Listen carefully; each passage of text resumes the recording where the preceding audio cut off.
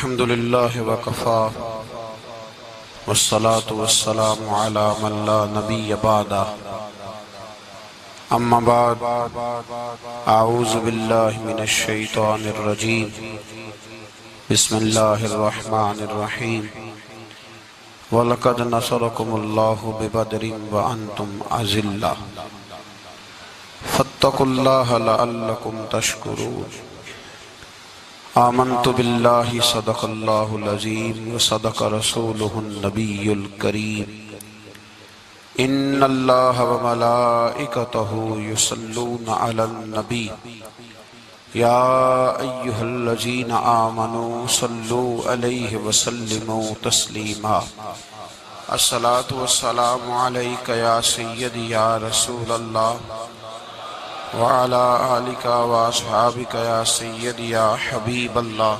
الصلاة والسلام عليك يا سيدي يا نبي الله وعلى آلك وأصحابك يا سيدي يا نور الله اللهم صل على سيدنا ومولانا محمد معدن الجود والكرم وآلہ وبارک وسلم۔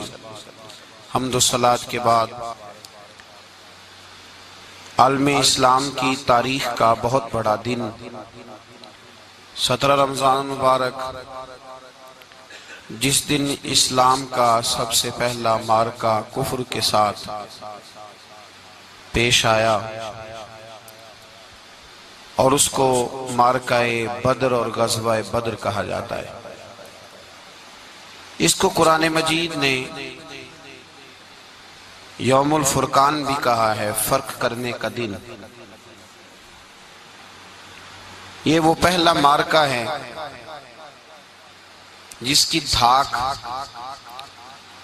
کفر کے سینے پہ ایسی بیٹھی ہے کہ آج تک عالم کفر بدر کی للکار سے کانپتا ہے۔ ڈاکٹر اقبال نے امت مسلمہ کو ایک مشورہ دیا ہے۔ اس نے کہا ہے کہ شرط یہ ہے کہ فضائے بدر پیدا کر، فضا پیدا کر بدر جیسی، فضائے بدر پیدا کر، فرشتے تیری نصرت کو اتر سکتے ہیں گردوں سے کتار اندر کتار اب بھی۔ اور اسی مضمون کو دوسرے رنگ میں اقبال کہنے لگے، تو آج بھی ہو اگر ابراہیم کا ایمان پیدا، آگ کر سکتی ہے انداز گلستان پیدا۔ عالم اسلام کو یوم الفرقان، غزوہ بدر کی للکار یاد رکھنی چاہیے۔ ملت کے جوانوں کو بدر کا سبق اور بدر کا نصاب کبھی نہیں بھولنا چاہیے۔ ہمیں آج جو درس دیا جاتا ہے وہ درس فلسفہ ہے۔ جو پیغام کفر کے مقابلے میں ہمیں بتلایا جاتا ہے وہ پیغام ہے مصلحت کوشی کا، وقت گزاری کا۔ ابھی دیکھو غزوہ بدر کا پس منظر مسلمانوں کو یہ سبق دیتا ہے کہ جب فضا پیدا ہو جائے تو اللہ مدد کر دیا کرتا ہے۔ جب فضا پیدا ہو جائے تو پھر اللہ مدد فرماتا ہے۔ جب فضا پیدا ہو، جب مدد کی فضا ہی پیدا نہ ہو، قرآن مجید فرقان حمید سورہ آل عمران میں سے جو آیہ کریمہ میں نے تلاوت کی تو اس میں اللہ تعالیٰ نے بدر کا ذکر فرمایا ہے۔ فرمایا وَلَقَدْ نَصَرَكُمُ اللَّهُ بِبَدْرٍ وَأَنْتُمْ أَذِلَّةٌ، فرمایا تحقیق ہم نے بدر میں تمہاری مدد کی حالانکہ تم تو کمزور تھے۔ ہم نے بدر میں تمہاری مدد کی، تم تو کمزور تھے۔ میدان بدر کے اندر اللہ تبارک و تعالیٰ نے مدد فرمائی، نصرت فرمائی مسلمانوں کی، اور ایسی کامیابی دی کہ پورا کفر جو اس وقت موجود تھا وہ کانپنے لگا کہ مسلمانوں کے پاس اتنی قوت کہاں سے آ گئی، اتنی طاقت کہ یہ کس طرح مالک ہوئے۔ بغور سمجھیے گا بات کو، ذرا تھوڑا سا پس منظر سمجھ لیں۔ 15 سال تک اعلان نبوت کے بعد نبی پاک صلی اللہ علیہ وسلم نے کسی جنگ کی، کسی لڑائی کی اجازت نہیں دی، کسی قسم کی منع فرمایا، بلکہ فرمایا لکم دینکم ولی دین، تمہارا اپنا دین ہے، ہمارا اپنا دین ہے، منع کر دیا گیا۔ مسلمان ہجرت کر کے آ گئے مکہ سے مدینہ، لیکن یہاں بھی قریش مکہ اور کفار مکہ نے عالم اسلام کو، مسلمانوں کو، نبی پاک صلی اللہ علیہ وسلم کو سکون سے بیٹھنے نہیں دیا، پریشان کرتے رہتے تھے۔ اور اس پریشانیوں میں سے ایک بڑی پریشانی، جب تک آپ بات کے پس منظر کو نہیں سمجھیں گے آپ کو اصل مضمون سمجھ میں نہیں آئے گا۔ پریشان کرتے تھے مسلمانوں کو، مدینے آ کر پریشان کرتے۔ دنیا کا ایک مزاج ہے، جو آدمی اپنا دروازہ بند کر لیتا ہے لوگ اسے بزدل سمجھتے ہیں، حالانکہ بزدل اور صلح پسند میں فرق ہوتا ہے۔ بزدل اور ہوتا ہے، صلح پسند، کچھ لوگ صلح پسند ہوتے ہیں، لوگ انہیں بزدل کا طعنہ دیتے ہیں۔ تو جو آدمی دروازہ بند کر لیتا ہے نا، یا تھوڑا سا احتیاط کرتا ہے، تو لوگ سمجھتے ہیں کہ یہ بزدل ہے، کمزور ہے، میں نے ڈانٹا ہے تو بھاگ گیا ہے، حالانکہ ایسا نہیں ہوتا، وہ شخص صلح پسند ہوتا ہے۔ میرے رسول کریم سید عالم صلی اللہ علیہ وسلم کی ذات صلح پسند ہے۔ حضور علیہ السلام نے صلح کو اہمیت دی ہے، اور وَصُلْحُ خیر، صلح ہی بہتر ہے۔ انہی لفظوں کے ساتھ محبوب نے ہمیں تعلیم ارشاد فرمائی ہے، صلح کو درجہ دیا ہے۔ تو 15 سال تک کوئی لڑائی نہیں لڑی۔ اب انہوں نے سمجھا شاید مسلمان بزدل ہیں، یہ تو تلوار ہی نہیں اٹھاتے، یہ تو شاید جانتے نہیں اس فن کو، ان کو تو خبر ہی نہیں۔ یہ کیا کرتے کہ مسلمانوں کو مدینے آ کے تنگ کرتے، گھر تک آ جاتے۔ مکے کے قریش مدینے کے قریب آ کے مسلمانوں کو لوٹ کے لے جاتے۔ کئی دفعہ ایسا ہوا کہ انہوں نے آ کر کے یہاں سے بکریاں، اونٹ اور کئی اور چیزیں چوری کر کے لے گئے۔ تو مسلمان پریشان رہنے لگے۔ اللہ پاک نے طاقت دے دی، قوت دے دی مسلمانوں کو۔ حضرت عمر فاروق جیسے لوگ کلمہ پڑھ گئے، حضرت امیر حمزہ جیسے لوگ آ گئے، حضرت ابو عبیدہ بن جراح جیسے لوگ آ گئے، حضرت سیدنا سعد بن ابی وقاص جیسے دلیر اللہ نے عالم اسلام کو عطا فرمائے۔ قوت آ گئی۔ حرِّضِ المؤمنین علی القتال، محبوب اختیار کرے مومنوں کو لڑائی کے لیے۔ ایک قافلہ آ رہا تھا، ابو سفیان مال لے کے ایک سفر پہ نکلا ہوا تھا، اس میں قریش کے سارے لوگوں کا مال تھا۔ اس زمانے میں بھی پارٹنر بن کے کاروبار ہوتا تھا، سارے مکے والے ایک بندے کوئی مال دے کے بھیج دیتے تھے، میرا بھی بیچ آنا، میرا بھی بیچ آنا۔ وہ سال کے بعد ایک ہی جاتا تھا، سارے جا کے۔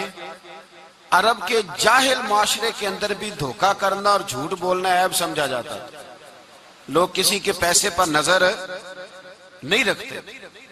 یہاں معاذ اللہ لوگ کلمہ پڑھ کے اس بات کا خیال نہیں رکھتے کہ مال کس کا ہے اور ہم کس طرح سے اسے استعمال کر رہے ہیں۔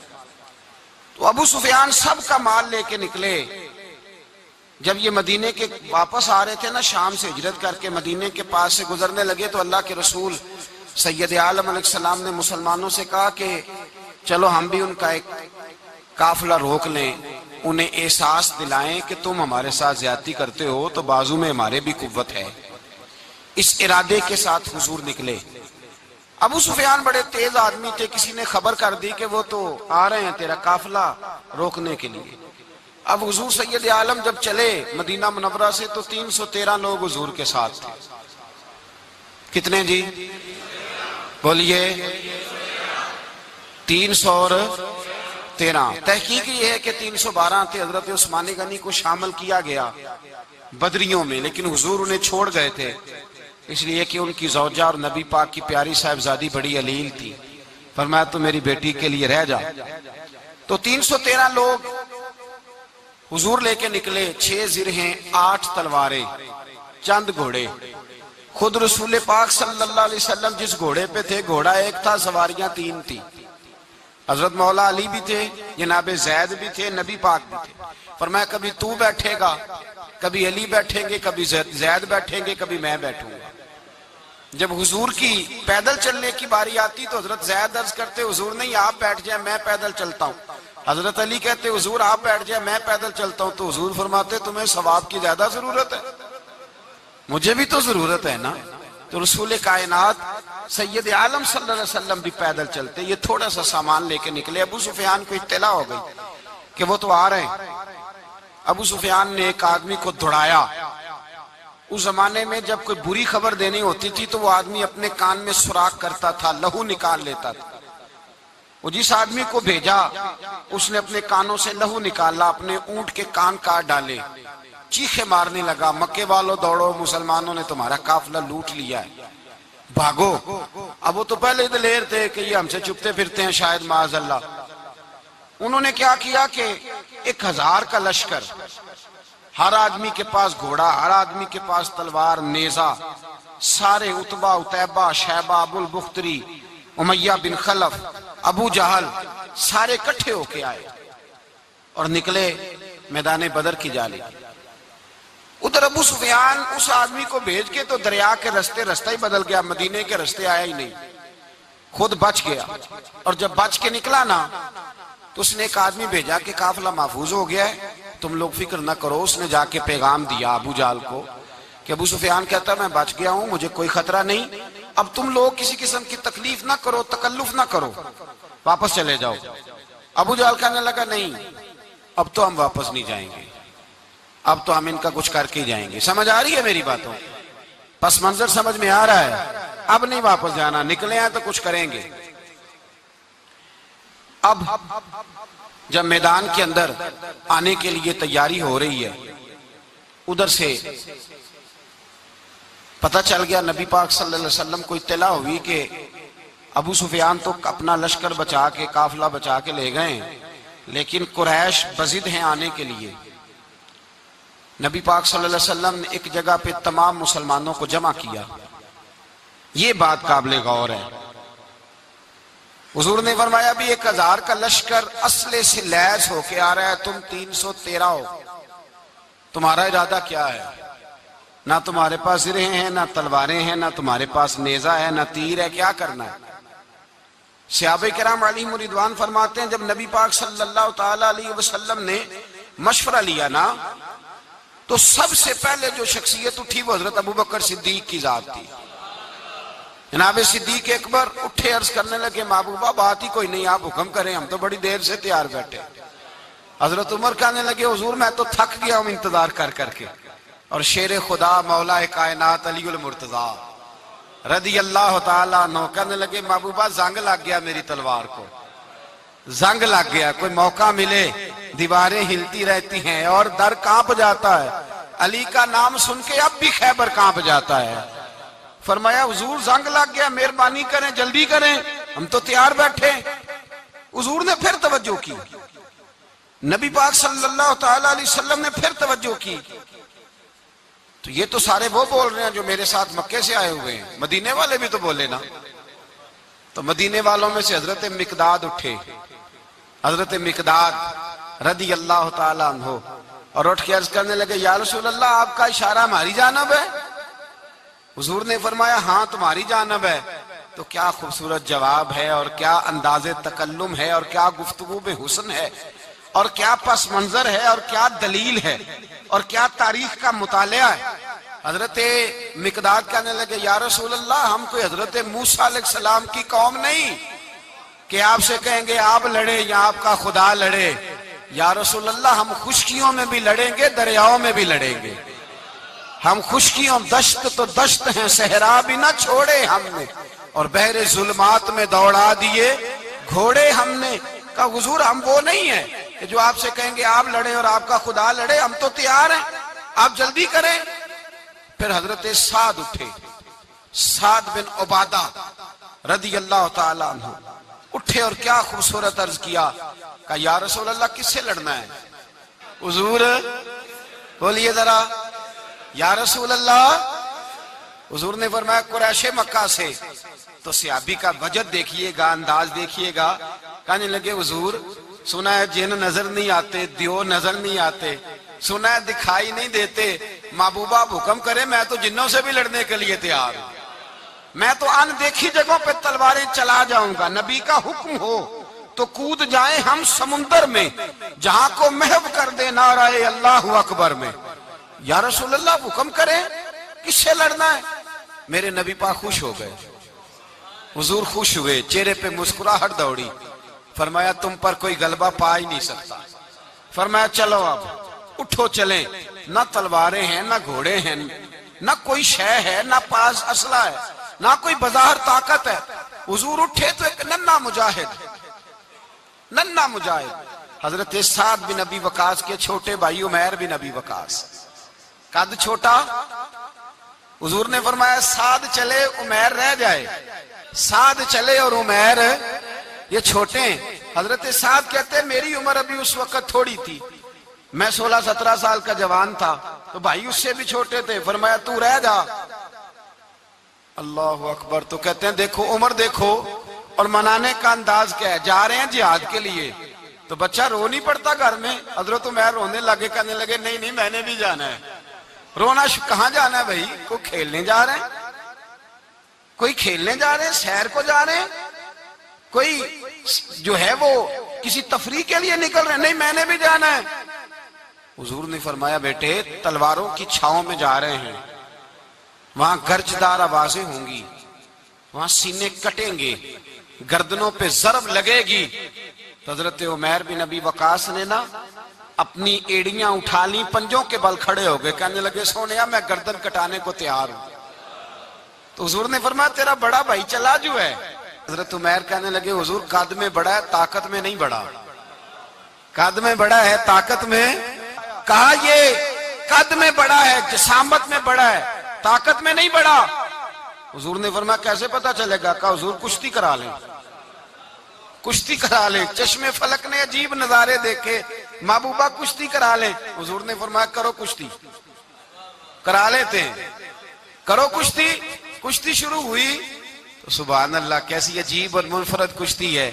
حضرت سعد بن ابی وقاص رضی اللہ تعالیٰ عنہ کہتے ہیں میرا بھائی پہلوان کشتی سے پہلے گلے ملتے ہیں نا، تو کہتے ہیں گلے ملنے آئے تو حضرت عمیر میرے کان میں کہنے لگے تیرا تو نمبر لگ ہی گیا ہے، اور محبوب جسے قبول کر لے پھر اسے درگزر اسے رد نہیں کرتے، تیرا تو لگ گیا ہے، تو یار چل تھوڑی دیر کے لیے گر جا بھائی، جو ہوا چل تھوڑی دیر کے لیے گر جا، میں بھی سلیکٹ ہو جاؤں گا، تیرا کیا بگڑے گا؟ قربان جائیں۔ امام زرقانی کہتے ہیں نبی پاک کی آنکھوں میں آنسو آ گئے، حضور نے بات سنی تو رو پڑے، فرمایا ہم پر بھی کوئی غلبہ پا سکتا ہے؟ جس قوم کے 14 سال کے بچے لڑنے کو تیار ہوں انہیں کوئی گرا سکتا ہے؟ تو فضائے بدر پیدا کر، فرشتے تیری نصرت کو اتر سکتے ہیں گردوں سے، کتار اندر کتار۔ اب بھی تھوڑی دیر کے لیے بھائی آپس میں لڑے، گتھم گتھا ہوئے، پھر بڑا گر گیا، چھوٹا پشت سینے پہ سوار ہو گیا۔ میرے رسول پاک نے فرمایا چلو بھئی تمہارا دونوں کا جانا ہی مقبول ہو گیا ہے، چلو۔ یہ انداز تھا۔ نہتے 313 بشر شوق شہادت میں، نہتے اس کو کہتے ہیں جس کے پاس اسلحہ نہ ہو۔ نہتے 313 بشر شوق شہادت میں نکل آئے تھے میدان میں محمد کی قیادت میں، نہ تیگ و تیر پہ تکیا، نہ خنجر پر نہ بھالے پر، بھروسہ ہے تو ایک سادی سی کالی کملی والے پر، بھروسہ ہے تو ایک سادی سی کالی، زیادہ مہنگی بھی نہیں، سادی سی کالی کملی والے پر، بھروسہ ہے تو ایک سادی سی کالی کملی والے پر۔ میرے مصطفیٰ کریم علیہ السلام کا لشکر میدان کی جانب، ادھر کفار جوش و خروش سے طے پایا رستے میں۔ ابو جہل نے کہا کہ روز ایک سردار اونٹ ذبح کرے گا، گانے گانے والی عورتیں گانے گائیں گی، بدر کی فضا دیکھ لیں، گانے والی گانے گائیں گی، روز ایک اونٹ ذبح ہوگا، شراب کے دور چلیں گے معاذ اللہ، اور مسلمانوں کے خلاف جوش پیدا کیا جائے گا۔ ادھر کھانے کے لیے شے کوئی نہیں، کوئی طاقت نہیں، تو یہاں کیا ہوگا؟ میرے حبیب نے فرمایا راتوں کو سجدے کریں گے، دن کو اٹھ کے اللہ اکبر کے نعرے لگائیں گے۔ یہاں عبادتیں ہیں، ریاضتیں۔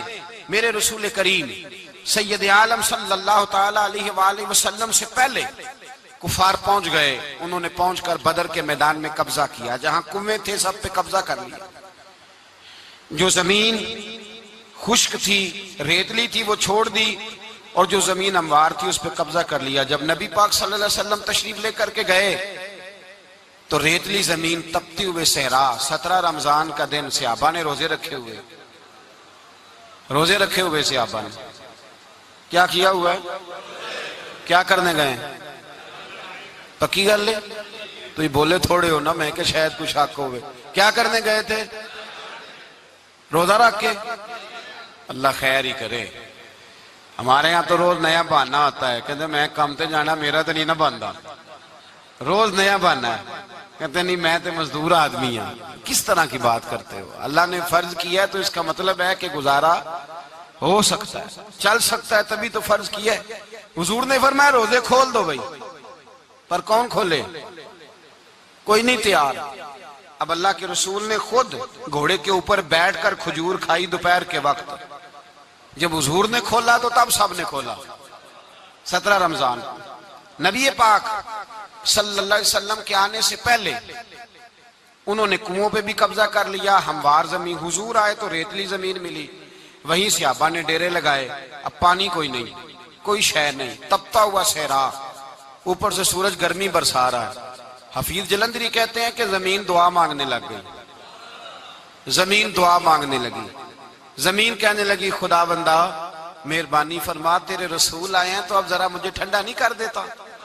حفیظ جلندری کا نظریہ ہے، وہ کہتے ہیں زمین دعا مانگنے لگی، زمین کہنے لگی مولا تیرے حبیب کے قدم جب میری اس خاک پہ آئے، الہی حکم دے سورج کو اب نہ آگ برسائے۔ زمین کہتی ہے تیرے حبیب کے قدم جب میری اس خاک پہ آئے، الہی حکم دے سورج کو اب نہ آگ برسائے۔ میرے دامن سے گر ان کو ہوائے گرم آئے گی تو مجھ کو رحمت للعالمین سے شرم آئے گی۔ میرے دامن سے گر ان کو ہوائے گرم آئے گی تو مجھ کو رحمت للعالمین سے، زمین کہنے لگی مجھے شرم آئے گی کہ محبوب آئے ہیں اور میں، یا اللہ مہربانی کر۔ حفیظ جلندری ویسے تو حضور کی دعا، صحابہ کی دعا، سب کی بات ہے، وہ کہتے ہیں زمین نے دعا مانگی، جب دعا مانگی تو اللہ نے بارش عطا کر دی۔ حضور نے فرمایا لو بھی حوض بنا لو، پانی بھر لو۔ صحابہ کہتے ہیں چھوٹے چھوٹے حوض بنا لیے، پانی ہم نے ان کے اندر جمع کر لیا، جانوروں کو پلایا، خود بھی ہم نے وہ پانی رکھا وضو کے لیے، غسل کے لیے۔ فرماتے ہیں اب ریتلی زمین تھی تو سمجھ لیں بارش پڑنے سے پکی ہو گئی، ان کی جانب کیچڑ ہو گیا، پانی ختم ہو گیا، کافروں کی طرف ختم ہو گیا۔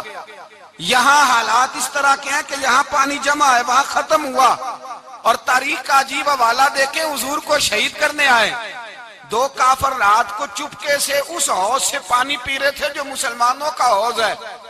ایک صحابی کہنے لگے حضور کافر پانی پی رہے، ہمارے حوض سے ماروں؟ حضور نے فرمایا نہیں، کافر ہوئے تو کیا ہوا، مخلوق تو ہے نا اللہ کی، پینے دو، پینے دو، ہمارے دروازہ رحمت سے کوئی خالی جا سکتا؟ ایسا کی تیری خیر تیرے میں کدے کی خیر، ایسی پلا کہ جس کا نشہ عمر بھر رہے، اور پلا کے گرانا تو سب کو آتا ہے، مزہ تو تب ہے کہ گرتوں کو تھام لے ساکی۔ کہا نہیں، پینے دو انہیں۔ میرے رسول کریم سید عالم صلی اللہ علیہ وسلم نے میدان بدر میں پڑاؤ کیا، کافر ساری رات دندناتے رہے، شور کرتے رہے۔ جاسوسی کا ایک معیار ہوتا تھا، اب تو فوجوں کی وردی ہوتی ہے، پہچانے جاتے ہیں فوجی کس ملک کے ہیں، کس علاقے کے ہیں، کس جگہ سے ان کا تعلق ہے۔ اس زمانے میں کوئی وردی نہیں ہوتی تھی، ہر قبیلے کا آدمی ہوتا تھا تو لوگ گھس جاتے تھے، جاسوسی آسان ہوتی۔ آئے رات کا وقت ہے تو کچھ جاسوس بھیجے ابو جہل نے، کہا پتہ کر کے آؤ بندے کتنے، اسلحہ کتنا ہے، جوان کتنے، بوڑھے کتنے، ان کا انداز کیا ہے، سارا معلومات کر کے آؤ۔ کفر کی جو معلومات ہیں اس پر ذرا غور کریں۔ اب وہ شخص آیا، جا کے ابو جہل سے کہنے لگا 313 ہیں، 6 زرہیں اور 8 تلواریں، کوئی کھانے پینے کا سامان نہیں، اور کچھ بچے بھی ہیں، کچھ بوڑھے بھی ہیں، عمیر بن ابی وقاص بھی ہیں، ابو عبیدہ بن جراح جیسے بوڑھے بھی ہیں، کچھ لمبا چوڑا انتظام کوئی نہیں۔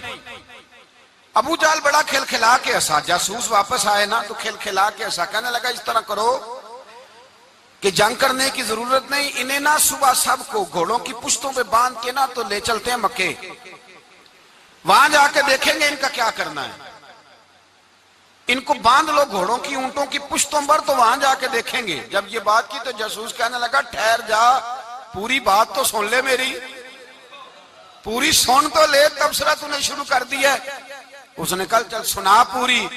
اس نے کہا ہے 313 پر سارے سر پہ کفن باندھ کے آئے ہوئے ہیں 313 پر بچے سے لے کر بوڑھے تک، میں جس کو پاس بھی گیا ہوں وہ مسلح پہ بیٹھا ہے اور شہادت کی دعا مانگ رہا ہے۔ مسلح پہ شہادت ہے، مطلوب مقصود مومن نہ مال غنیمت نہ کشور کشائی، ہے تھوڑے پر آئے مرنے ہیں، جان دینے آئے ہیں، واپس جانے کا ارادہ کوئی نہیں کسی کا بھی، آئے سارے حضور کے نام پر قربان ہونے۔ ابو جہل ساری رات شراب پیتا رہا، مغویہ گانے گانے والی عورتیں ساری رات گانے گاتی رہیں، اور ادھر انداز بڑا نرالا ہے۔ حضرت ابو بکر صدیق رضی اللہ تعالیٰ عنہ فرماتے ہیں کہ صحابہ نے مشورہ کیا کہ نبی پاک صلی اللہ تعالیٰ علیہ وسلم کی طرف سب سے پہلے توجہ کریں گے کافر، حضور کے لیے کسی محفوظ جگہ کا بندوبست کیا جائے، ایک چھپر، ایک عریش، ایک جھونپڑی پہاڑ کے اوپر بنا دی گئی حضور کے لیے۔ مولا علی شیر خدا خود فرماتے ہیں، کہتے ہیں سب سے مشکل کام اس جھونپڑی کی حفاظت کرنا تھا، اس چھپر کی عریش کی جس میں حضور تھے۔ جب نبی پاک نے فرمایا نا میرا پہرا کون دے گا، تو کہتے ہیں ابو بکر صدیق تلوار لے کے کھڑے ہو گئے، کہنے لگے سونیا ضرورت ہی کوئی نہیں، میں جو حاضر ہوں۔ تو حضرت علی فرمایا کرتے تھے بتاؤ جو فرعون کے سامنے کھڑے ہوئے وہ زیادہ دلیر تھے یا ابو جہل کے سامنے جو کھڑے ہوئے دلیر ہیں؟ تو حضرت ابو بکر صدیق فرماتے میں پہرے پہ تھا، کافر شرابیں پی رہے تھے اور نبی پاک ساری رات عبادت کرتے رہے، ساری رات حضور نے رو کے گزار دی۔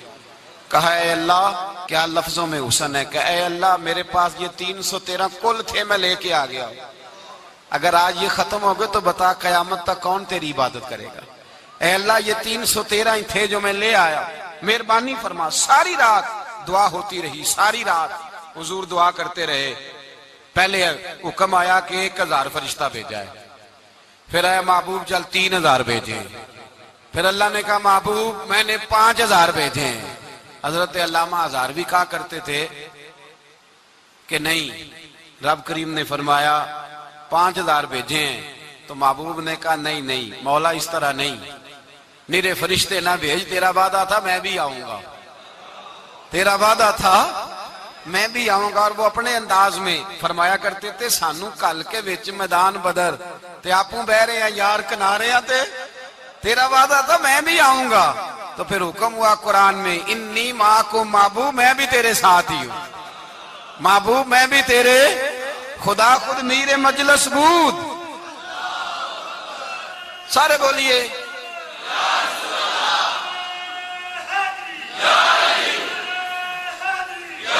بھئی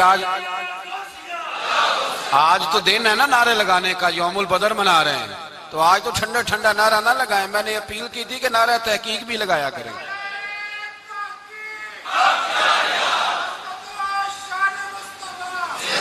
تو بھائی یہ یاد رکھیں، سمجھے اس بات۔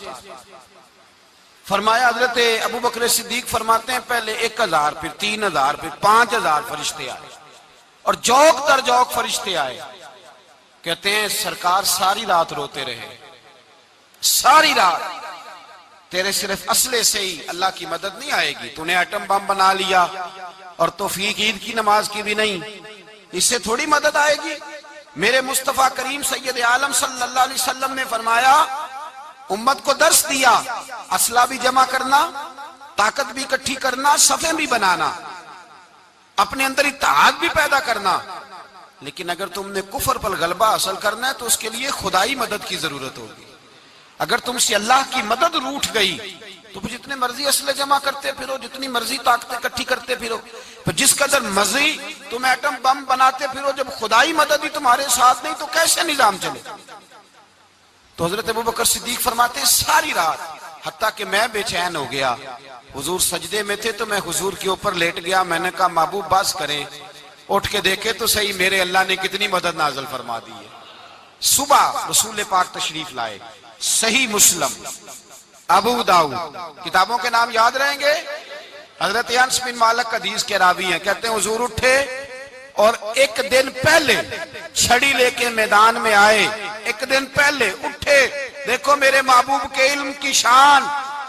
میرے اعلیٰ حضرت فرماتے ہیں اور کوئی غیب تم سے نہا ہو بھلا جب خدا ہی نہ چھپا رہا، اور کوئی غیب تم سے نہا ہو بھلا جب خدا ہی نہ چھپا رہا، تم پر کروڑوں درود۔ اور ہمارے ایک شیخ تھے علامہ تحسین رضا صاحب رحمۃ اللہ علیہ، ان کا بڑا خوبصورت شعر ہے، وہ فرمایا کرتے تھے علم غیب رسول کے منکر اس حقیقت کو بھول جاتے ہیں، غیب مانا کہ راز ہے لیکن راز اپنوں سے کب چھپاتے ہیں۔ راز مانا، غیب مانا کہ راز ہے لیکن راز اپنوں سے کب چھپاتے ہیں۔ ایک دن پہلے حضور میدان میں آئے، صحیح مسلم کی حدیث ہے، اور محبوب پاک صلی اللہ علیہ وسلم کی دست مبارک میں چھڑی ہے۔ حضرت انس کہتے ہیں حضور میدان میں آئے اور حضور نے لکیر کھینچی، فرمایا کل یہاں ابو جال مرے گا۔ کب مرے گا؟ یہاں مرے گا۔ فرمایا یہاں عتبہ مرے گا، یہاں عتبہ مرے گا، یہاں ولید مرے گا۔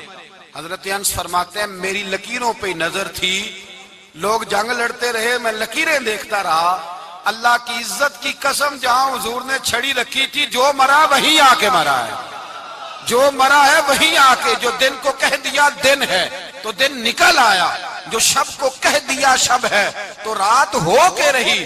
خدا نے ان کی زبان کو وہ اختیار دیا، جو نکلی منہ سے ان کے وہ بات ہو کے رہی۔ فرمایا جہاں حضور نے چھڑی رکھی تھی جو مرا ہے وہیں آ کے مرا ہے میرے رسول کریم سید عالم صلی اللہ تعالی علیہ وسلم نے اگلے دن صبح اٹھ کے صف بندی بنوائی۔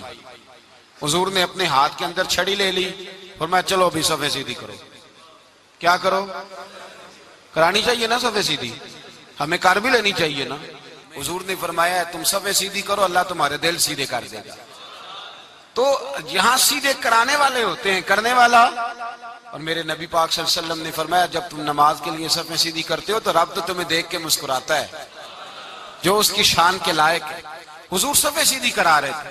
حضرت سواد انصاری ایک صحابی تھے، تو پیٹ ان کا بڑا تھا، حضور نے چھڑی رکھی، فرمایا پیچھے ہٹ تھوڑا سا، بڑا پیٹ تھا، چھڑی لگائی نہ تو کہنے لگے حضور کیوں ماری ہے چھڑی آپ نے مجھے۔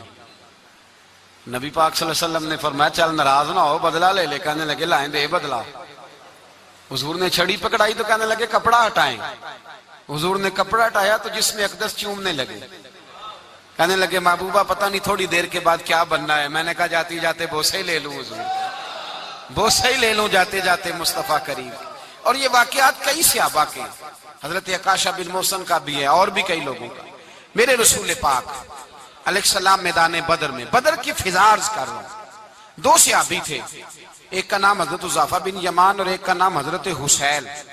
یہ دو صحابی ہیں رسول پاک صلی اللہ علیہ وسلم۔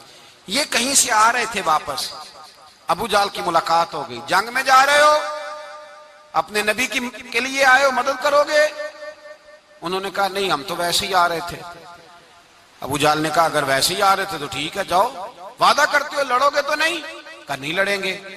یہ دونوں وعدہ کر کے آ گئے حضور کے پاس، کہا یا رسول اللہ ہم نے اس سے وعدہ کر لیا ہے لیکن ہمارا ارادہ تو لڑائی کرنے کا ہے، ہمیں تو یہاں کے پتہ چلا ضرورت پڑی ہے۔ تو نبی پاک صلی اللہ علیہ وسلم نے فرمایا تم نے وعدہ کر لیا اب تم نہیں لڑو گے۔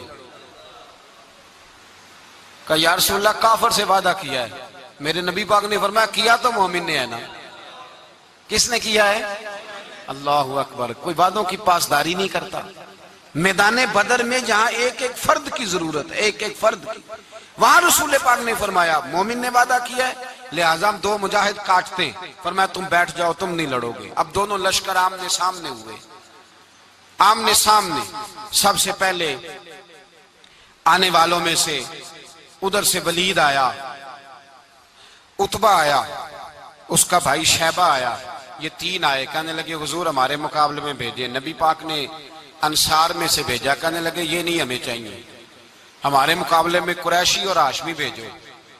برادری کا بڑا شوق تھا نا قریشی۔ حضور نے فرمایا چلو تمہارا جلدی مرنے کا ارادہ ہے تو بھیج دیتے، ٹھیک ہے تمہارے پائے کے بھیج دیتے ہیں۔ حضور نے فرمایا چلو امیر حمزہ اٹھو۔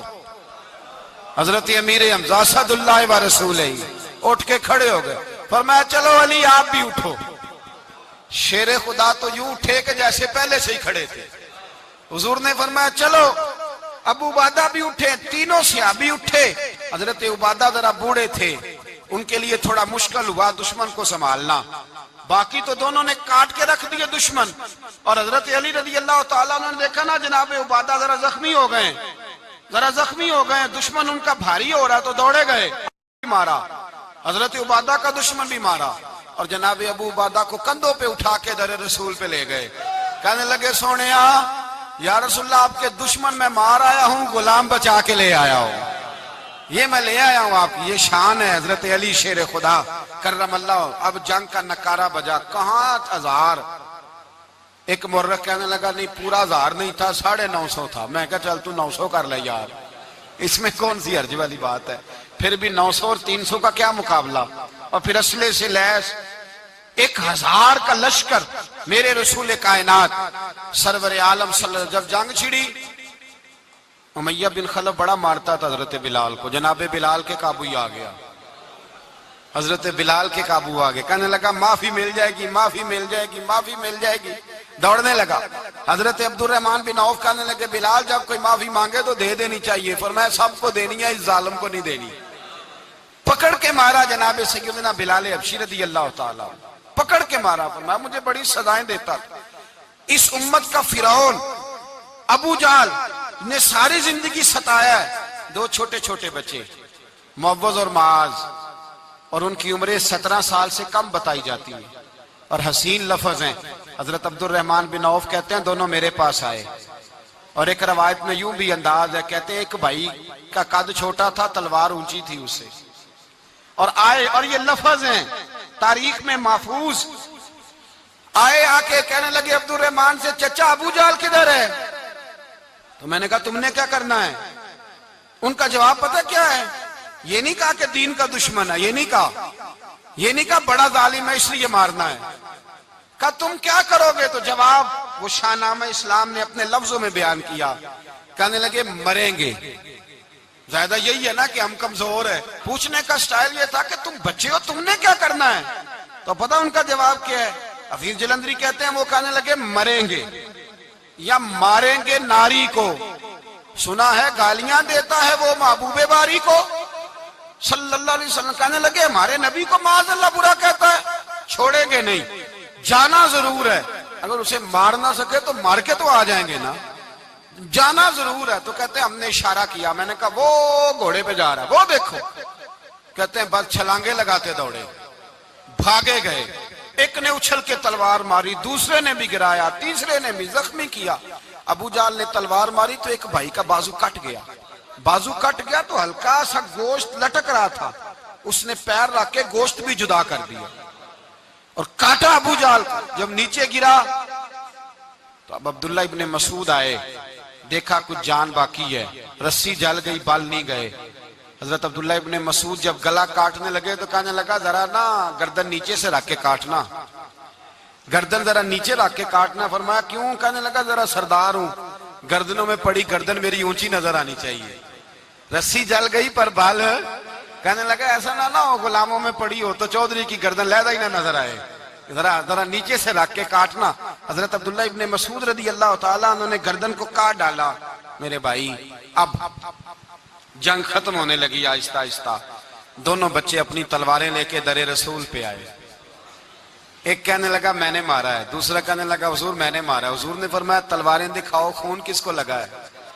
جب خون دیکھا تو دونوں کو ایک جتنا لگا تھا. میرے حبیب مسکرائے, فرمایا تم دونوں نے مارا ہے, تم دونوں نے مارا ہے.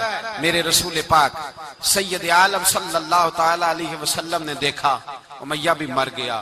ابو البختری, عتبہ, عتیبہ, شیبہ, امیہ بن خلف, بڑے بڑے دشمن مر گئے. 70 کے قریب قتل ہوئے, 70 کے قریب گرفتار ہوئے, باقی بھاگ گئے. 14 صحابہ صرف شہید ہوئے. ان کے جو مر گئے نبی پاک نے کنویں کے اندر پھینک دیے, اور کنویں کے سرانے کھڑے ہو کے ذمہ داری سے, سیاستہ کی روایت عرض کر رہا ہوں, ذمہ داری سے حضور نے بدر کے کنویں پہ کھڑے ہو کے فرمایا او کافرو, او فلاں بن فلاں, او فلانے کے بیٹے فلانے, تم نے دیکھ لیا میرے رب کے وعدے کتنے سچے ہیں. حضرت عمر کہنے لگے حضور مردوں سے آپ باتیں کر رہے ہیں؟ تو نبی پاک نے فرمایا عمر جتنا تم سن رہے ہو اتنا یہ بھی سن رہے ہیں. اگر کافر سن سکتے ہیں تو داتا علی اجمیری نہیں سن سکتے؟ اگر کافر سن سکتے ہیں تو معین الدین اجمیری نہیں سن سکتے؟ کہاں بیٹھ کے تو عقیدہ پڑھتا رہا ہے؟ اگر مشرکوں بے ایمانوں کا آواز آتی ہے تو کیا حضرت ابو ہریرہ اپنی قبر میں نہیں سنتے؟ غوث اعظم جیلانی نہیں سنتے؟ میرے اعلیٰ حضرت کا عقیدہ ہے، وہ فرماتے ہیں واللہ وہ سن لیں گے اور فریاد کو پہنچیں گے ہم. اتنا تو ہو کوئی فریاد کرے دل سے، اتنا تو ہو کوئی فریاد کرے دل سے. اور اگر کافر اور بے ایمان کنویں میں گرا سن سکتا ہے تو کیا آمنہ کا لال اپنے مزار میں نہیں سن سکتے؟ کہاں سے لوگ عقیدہ لے آتے ہیں؟ میرے نبی پاک نے فرمایا سنتے ہیں. سلام دیتے ہو جب قبرستان جاتے ہو؟ کیا کہتے ہو؟ سلام کس کو کہا جاتا ہے؟ اس کو کہا جاتا ہے جو وعلیکم السلام کہے. اس کو کہا جاتا ہے جو وعلیکم السلام کہے. او بھائی سنو، میرے رسول پاک سید عالم صلی اللہ تعالی علیہ وآلہ وسلم نے کہا دیکھا تم نے میرے رب کا وعدہ کتنا سچا ہے؟ یہ کہہ کے میرے رسول پاک آئے. ایک آدمی کو پہلے بھیجا، فرمایا جاؤ جا کے خوشخبری دے دو، اللہ نے فتح دے دی ہے، خوشخبری دو. پھر حضور آئے. ان گرفتار ہونے والوں میں حضور کے اپنے داماد ابو العاص بھی ہیں، حضور کے چچا جناب عباس بھی ہیں، وہ بھی ہیں، اور بھی کئی لوگ ہیں. گرفتار ہونے والے آئے. حضرت انس کہتے ہیں آدھی رات کا وقت تھا. جب ان کو لایا گیا نا گرفتار کرنے والوں کو مدینے، تو صحابہ کو غصہ ہی بڑا تھا، کس کس کے رسیاں باندھ دی. حضرت بلال کی ڈیوٹی تو ذرا زور زور سے باندھتے تھے، زور زور سے، ذرا تگڑی کر کے.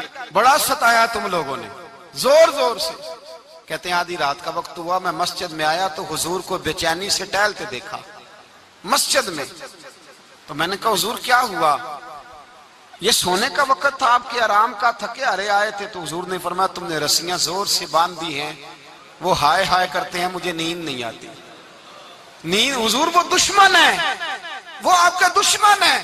فرمایا وہ میرے دشمن ہے پر میں تو رحمت للعالمین ہوں، ذرا ڈھیلی کر دو، سو جائیں تو میں بھی سو جاؤں. سویرے حضور نے صحابہ کو بلایا، فرمایا ان کا کرنا کیا ہے؟ حضرت عمر کا مشورہ سنو. حضرت عمر کہنے لگے حضور جو میرے رشتہ دار ہیں میرے حوالے کرے، پہلے میں ان کی گردنیں کاٹوں. جو ابو بکر کے ہیں اس کو ان کی گردنیں کاٹے، جو عثمان کے ہیں علی کے ہیں ان کو دو، سب کو کاٹیں، اپنے اپنے رشتہ داروں کو. میرا جو ہے میں اپنے ہاتھوں سے اسے ذبح کروں گا. میرے نبی کی دشمنی کرتا ہے. حضور نے فرمایا عمر تیرا فیصلہ ذرا تگڑا ہے، تھوڑا نرم چاہیے. حضرت ابو بکر صدیق کو بلایا، فرمایا تیرا کیا ارادہ ہے؟ حضرت ابو بکر کہنے لگے حضور کچھ فدیہ لے لیں، ان پہ رحم کریں، مجھے لگتا ہے بہت سارے کلمے پڑ جائیں گے، کچھ مہربانی کریں، ان پہ شفقت کریں. حضور نے فدیہ تعین کر دیا، فرمایا اتنے اتنے پیسے دو، جاتے جاؤ. کچھ نے کہا ہم غریب ہیں، فرمایا تم مسلمانوں کے 10 بچوں کو حساب کتاب سکھا دو، تمہیں چھٹی. کچھ نے کہا جی ہمیں یہ بھی نہیں آتا، فرمایا تم ویسے ہی آزاد ہو جاؤ. بہت ساروں پہ مہربانی کی. حضرت عباس کھڑے ہوئے حضور کے سامنے، چچا. تو نبی پاک نے فرمایا چاچا وہ لاؤ فدیہ. کہنے لگے بھتیجے میرے پاس تو کچھ بھی نہیں، کوئی شے نہیں. تو حضور نے فرمایا چاچا وہ جس دن تم آ رہے تھے کمرے کا دروازہ اندر سے بند کر کے اتنی بڑی سونے کی اینٹ میری چاچی کو دی تھی، کہا اگر میں بچ کے آ گیا تو ٹھیک ہے، نہ آیا تو تمہارے لیے کافی ہوگی. وہ کدھر ہے؟ خیال آیا. حضرت عباس کانپنے لگے. یہ سن کر حضرت عباس پر راشا ہوا طاری کہ پیغمبر تو رکھتا ہے دلوں کی بھی خبرداری. خیال آیا مسلمان نیک و بد پہچان جاتے ہیں اور محمد آدمی کے دل کی باتیں جان جاتے ہیں. کہنے لگے وہ کدھر ہے؟ تو جناب عباس کہنے لگے محبوبہ وہ تو فدیہ تو میں دوں گا ہی اب، لیکن میں مان گیا ہوں آپ اللہ کے سچے رسول ہیں، اس لیے کہ میرے اور میرے بیوی کے علاوہ کسی کو اس بات کی خبر نہ تھی. اسی جنگ میں حضرت ختیجہ کا وہ ہار آیا جس کا تذکرہ میں پچھلے دنوں کر چکا. اللہ تعالیٰ نے فتح دی. کسی جگہ بھی کوئی تکبر کا لفظ میرے نبی پاک نے بیان نہیں فرمایا. کسی جگہ حضور نے یہ نہیں کہا کہ ہم بڑی دانائی سے لڑے، ہم بڑے دلیر تھے، ہماری صف بندی بڑی سیانی تھی. یہی فرمایا وَلَقَدْ نَصَرَكُمُ اللَّهُ بِبَدْرٍ، اللہ نے ہماری مدد کی، اللہ نے ہماری. میری اور آپ کی زندگی میں جہاں نقص واقع ہوتا ہے نا، وہاں ہم کامیابیاں اپنے کھاتے میں ڈالنے لگتے ہیں تو فضائے بدر پیدا نہیں ہوتی. یاد رکھیں اگر رات کو گانے سنیں گے، شراب کباب کے دور چلیں گے تو پھر بدر کی فضا پیدا نہیں ہوگی، پھر تو کفر کی فضا پیدا ہوگی. اور اگر رات کو مصلے آباد رہیں گے، میں نے کچھ دن پہلے کہا تھا جمعے میں، صلاح الدین ایوبی جب جنگ لڑ رہے تھے تو ایک بحری بیڑا آ رہا تھا دشمنوں کا، اسلحہ لے کے. مسلمانوں کے پاس اسلحہ پہلے کم تھا، تو ایک بحری جہاز اور اسلحہ لے کے آ رہا تھا عیسائیوں کا. تو صلاح الدین ایوبی ساری رات مسجد اقصی میں روتے رہے. سویرے ایک بزرگ ملے تو کہنے لگے، پہلے رات کو بھی ان سے دعا کے لیے کہا، پھر سویرے صلاح الدین کہنے لگے حضور دعا کرنا، مسلمان پہلے ہی کمزور ہیں اور عیسائیوں کا ایک بحری بیڑا اسلحہ لے کے اور آ رہا ہے. تو بزرگ کہنے لگے وہ تو بیڑا غرق ہو گیا ہے، وہ غرق ہو گیا. کہا کہاں غرق ہوا؟ کہنے لگے تو ساری رات روتا رہا تو تیرے آنسوؤں میں ہی غرق ہو گیا ہے، تیرے آنسوؤں میں غرق ہو گیا، وہ اب نہیں آئے. کچھ دیر کے بعد خبر مل گئی واقعی ڈوب گیا ہے پانی میں. بھائی جب تو اللہ کو منا لیتا ہے، جب رب کی مدد تیرے آتا ہے، یاد رکھنا زندگی میں کہیں بھی آپ لڑ رہے ہیں، کسی محاذ پر بھی اگر حق آپ کے ساتھ ہے تو پھر اللہ کی مدد آپ کے ساتھ. اور اگر حق آپ کے ساتھ نہیں تو پھر جتنے مرضی ہیلے بہانے کر لیں، وکیل مہنگا کر لیں، جج خرید لیں، پھر آپ دنیا کی ساری سیاست لڑا رہے ہیں. جب حق آپ کے ساتھ نہیں تو پھر رب کی مدد آپ کے ساتھ.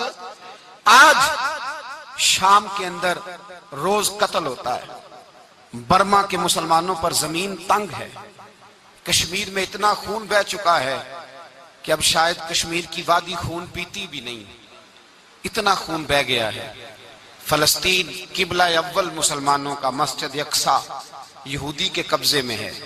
مسلمان اپنی اپنی اپنی اپنی.